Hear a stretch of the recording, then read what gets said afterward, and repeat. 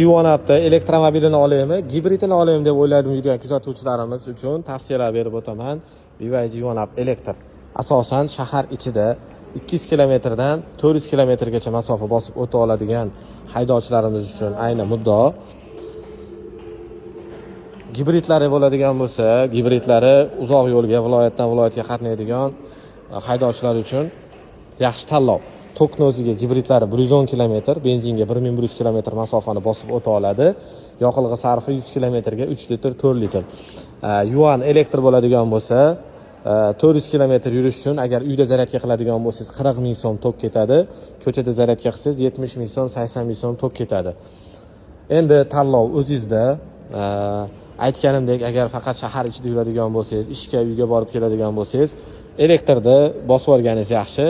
Boshqa viloyatlararo yoki zaryadka qilish sizga noqulay bo'ladigan bo'lsa, gibrid bosib olganingiz yaxshi. Gibridlari ham, elektrlari ham BYD Andijon avtosalonida sotuvda mavjud. Batafsil ma'lumot uchun pastdagi raqamlarga bemalol bog'lansangiz bo'ladi.